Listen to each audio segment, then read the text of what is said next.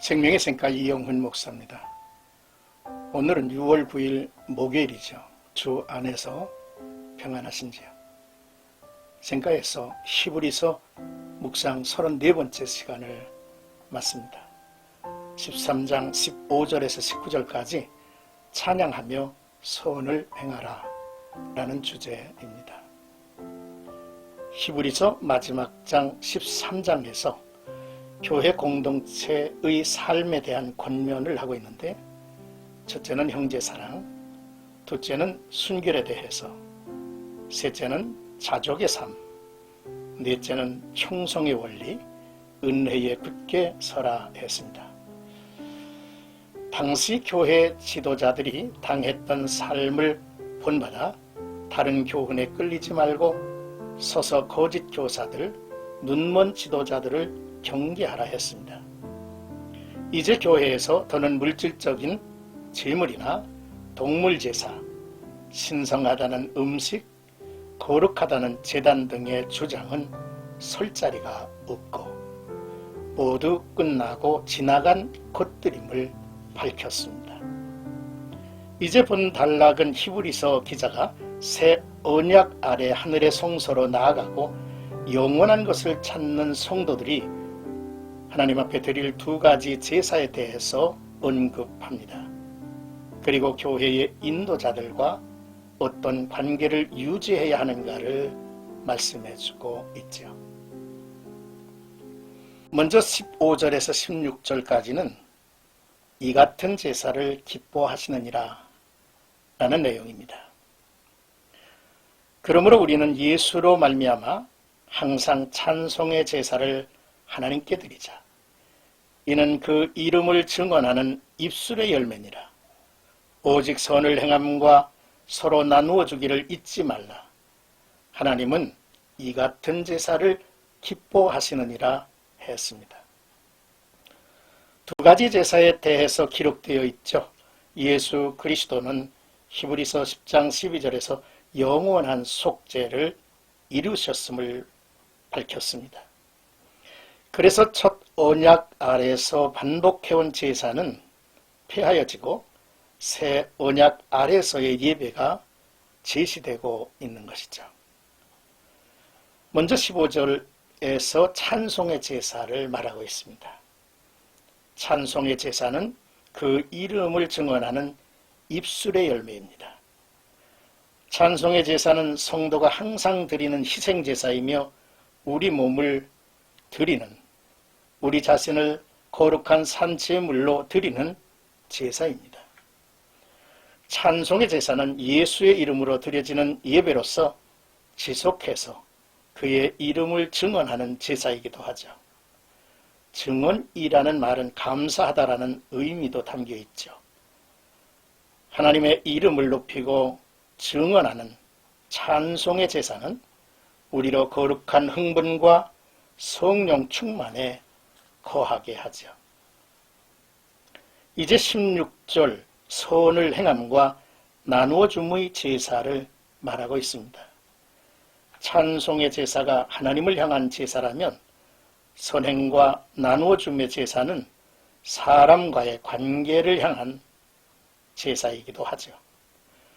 우리의 마음속에 있는 하나님의 사랑이 자발적으로 이웃에게 흘러넘치는 것을 의미합니다. 즉 교회 공동체 안에 있는 사람들과 교회 밖에 있는 사람들을 대상으로 하나님의 사랑을 실천하는 삶을 말하죠. 하나님은 이 같은 제사를 기뻐하신다 했습니다. 이는 우리가 하나님의 통치, 하나님이 모두를 돌보시려는 손길이 되기 때문입니다. 이제 17절에서 19절은 우리를 위하여 기도하라 라는 내용입니다. 너희를 인도하는 자들에게 순종하고 복종하라. 그들은 너희 영혼을 위하여 경성하기를 자신들이 청산할 자인 것 같이 하느니라. 그들로 하여금 즐거움으로 이것을 하게 하고 근심으로 하게 하지 말라. 그렇지 않으면 너희에게 유익이 없느니라. 우리를 위하여 기도하라. 우리가 모든 일에 선하게 행하려 함으로 우리에게 선한 양심이 있는 줄을 확신하노니 내가 더 속히 너희에게 돌아가기 위하여 너희가 기도하기를 더욱 원하노라 했습니다.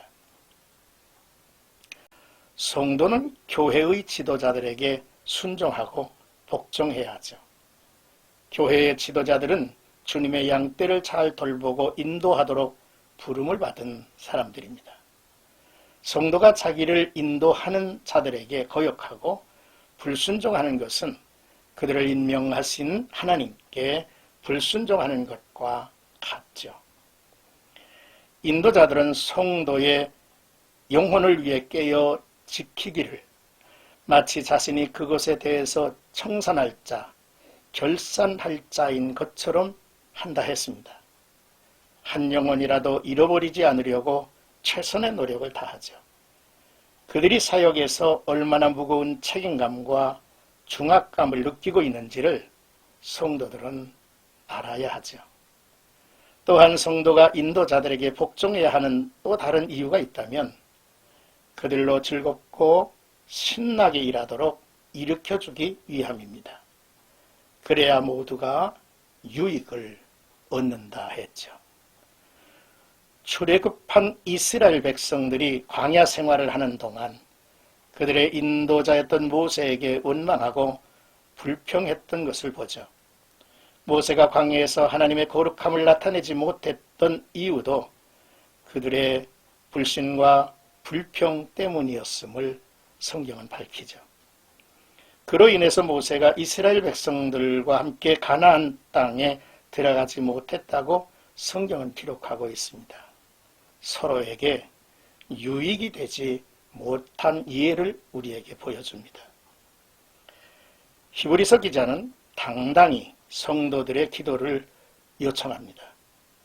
그는 선한 사역을 중단 없이 행하려는 의지가 있음을 보이고 자기가 지닌 선한 양심을 밝히죠.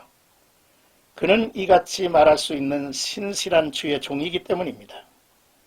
성도는 영적 지도자들을 위해 매일 중보의 기도를 해야 할 의무가 있습니다. 해 아래에 중보의 기도가 필요가 없는 영혼은 한 사람도 없습니다. 히브리서 기자는 성도들의 기도를 요청하고 속한 시일 내에 저들과 대면하기를 간절히 소망하고 있음을 우리에게 보여주고 있습니다.